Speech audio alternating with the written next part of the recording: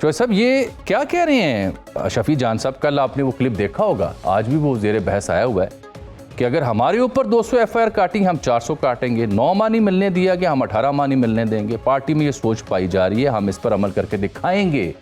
हालांकि एक गालिब ख्याल ये था कि शायद दायरे के एक सफ़र से बाहर निकल के देखा जाएगा। ये क्या हुआ?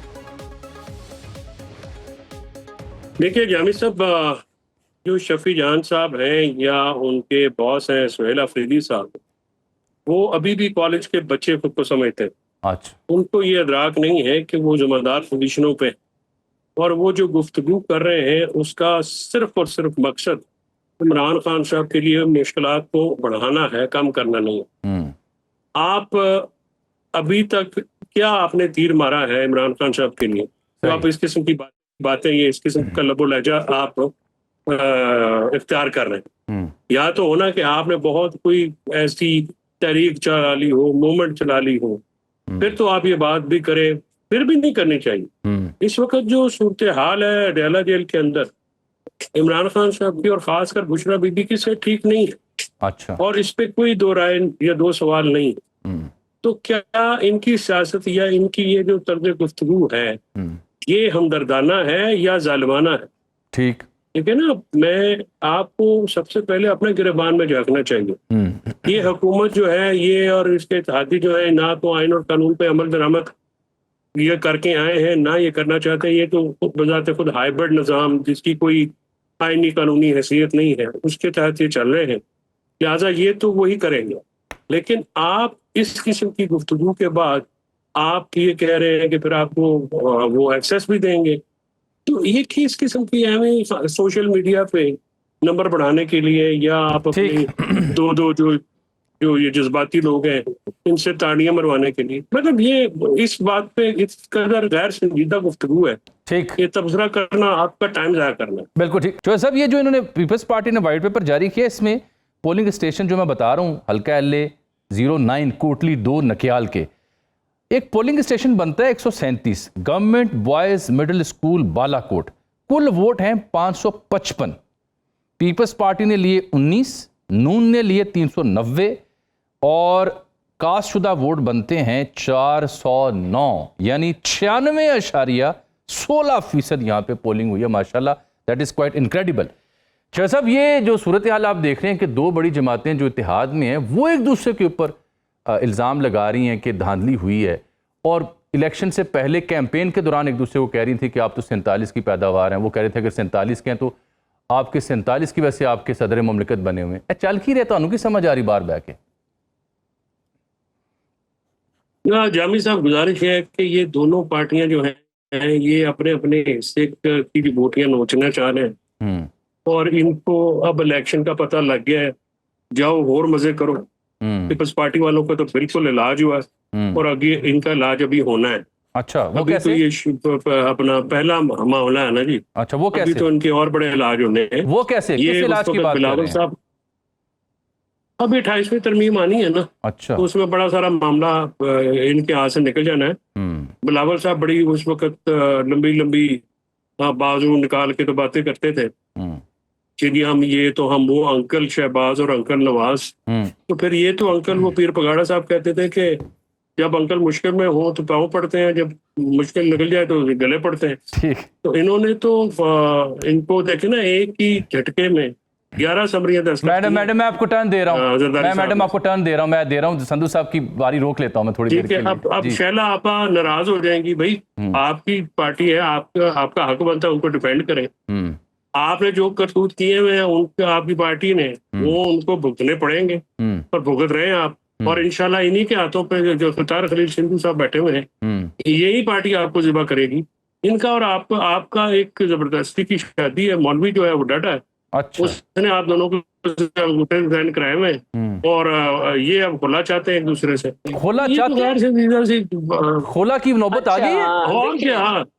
तो ये तो इनका बस नहीं चल रहा, इनका झगड़ा है हक महर पे। अच्छा, ठीक। जो ऐसा मैं समझना चाहता, ब्रेक से पहले जो गुफ्तगू हुई थी बड़ी संजीदा थी, मजाक के अलावा, इसलिए कि जो मोहतरमा ने बाप और दीगर और आपके बंदोबस्त का जिक्र किया वो वाकई अपनी जगह तारीखी हकायक हैं। मैं समझना चाह रहा हूँ कि जिस तरह से संधू साहब अभी बड़ा पुरएतमाद हैं कि कुछ नहीं होना, ये यूं ही चलना है मामला, आखिरी 6 महीने में देखेंगे। इसी तरह से सूरत हाल आपकी भी थी एक ज़माने में। मुझे याद पड़ता है, आप हूँ, फवाद साहब हूँ, दीगर हूँ, ये कहते थे नहीं 10 साल का बंदोबस्त है। तो इस कदर एतमाद आपको क्यों था जो इन्हें अब हासिल है? और ये वाकई क्या एतमाद हवाई होता है फैसल चौधरी साहब? वो अगले 10 दिन है ना कि चेंज होएगा, तो फिर बंदा कहता है बहस क्या करनी है, बस ठीक है। असल में होता है कि वो जब ये फटा छिपते हैं तो वो जब फटा जब छिका जाता है तब पता लगता है कि वो हैंग ही हो गया। अच्छा। तो मसला ये है कि ये इसी तरह सारे पुरएतमाद रहते हैं। लेकिन ये सफ़ा मैं आपको बताऊं कि ये सफ़ा अब किताबें बदल गई हैं। एक सदारती निज़ाम की किताब है, एक पार्लिमानी निज़ाम की किताब है। अच्छा। तो सदारती निज़ाम की किताब जल्दी छप के आ जाएगी 2-3 महीनों में मार्केट में। और वो पंजाबी में कहते हैं ना, आपको पता है शादियों पे माइयाँ गिद्दे डालती हैं। जी जी जी तो जी। जिन माइयों ने गिद्दे डाले हैं वो फिर बहन भी डालेंगी। अच्छा। तो गुजारिश ये है कि ये अभी बहुत कुछ होना है, अभी चेंज आना है। जो रीजनल आपका कॉन्फ्लिक्ट चल रहा है इसके कॉन्सिक्वेंस पाकिस्तान में भी आने हैं। तो अब मेरे ख्याल में कंट्रोल डेमोक्रेसी, ये तो परफेक्ट डेमोक्रेसी ना इस वक्त, कंट्रोल डेमोक्रेसी की तरफ पाकिस्तान जाएगा। नहीं, वो तो खालिद साहब की स्टेटमेंट ऑन रिकॉर्ड है, हाइब्रिड है। नहीं, हाइब्रिड का तो कोई निज़ाम है ही नहीं ना। हाइब्रिड का तो मतलब जामी साहब ना कॉन्स्टिट्यूशन में ना कानून में जिस निज़ाम की गुंजाइश नहीं है, ये वही है ना। वैसे आपके दौर में भी हाइब्रिड नहीं था? नहीं, हमारे खान साहब ने कहा कि जब बिल पास कराना हमारे होता दौर था में तो हाइब्रिड होता हाँ। तो फिर ये उस वक्त तो किसी ने नहीं कहा ना। हमारे में तो शर्म हया थी ना उस वक्त, कोई ये थोड़ी कहता था। ये तो सारे बेहया लोग हैं जो कि कहते हैं वो जी हमारी कमर पे दरख्त उगेगा, हम छांव में बैठेंगे। ये नहीं समझते कि कितना बुरा लगता है। बहरहाल ये जो डिफेंस मिनिस्टर है, ये जो उन्होंने कहा ना हाइब्रिड निज़ाम है। हाइब्रिड निज़ाम क्या निज़ाम होता है? हाइब्रिड निज़ाम का मतलब ये है कि जो आइन और कानून के मुताबिक ना हो, जो कोई एवं ही मतलब लुच तला हो। तो ये तो वो है, इसी वजह से डिलीवर हो नहीं रहा। पिछले तंग आए पे ने वो कहते नहीं यार तो हर चीज प्लेट रख के दी जा रहे हैं, फिर भी आप कुछ नहीं करते। लेकिन ना इस सिस्टम की कमजोरी आप देख लें। जामी साहब एक बयान आया है नकवी साहब का जी। तो ये लंबे पड़ गए थे 3 दिन। इनका सांस ऊपर का ऊपर नीचे का नीचे था। और ये मतलब इनको पता नहीं चल रहा था कि पहले कौन सी कमीज की कौन सी बाजू अंदर डालनी है।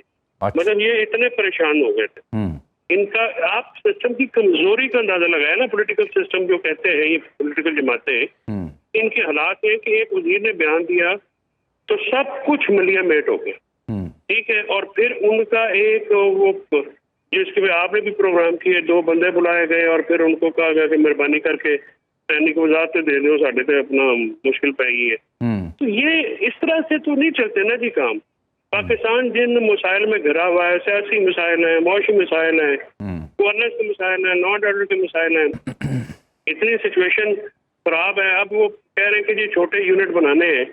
छोटे यूनिट आप बनाएंगे और अगर पॉलिटिकल कंसेंसस नहीं करेंगे, पीपल्स पार्टी ने, आपको याद है कि नहरों के ऊपर भी वो कंसेंसस दे दिया था, जी आई एग्री, ठीक है। लेकिन वो नहीं कर सके क्योंकि वहां पे अवाम जो इनके खिलाफ हो गई। और फिर ये जो है ये ज़ारी साहब ने फिर इनको पीछे हटना पड़ा। यही बात वहाँ पे सूबों में होगी। और ये इनका अगर इनकी जात तक हो तो इनको कोई इतराज नहीं है, ये कर देंगे इक़्तिदार के लिए किसी भी कोई भी कीमत अदा करें।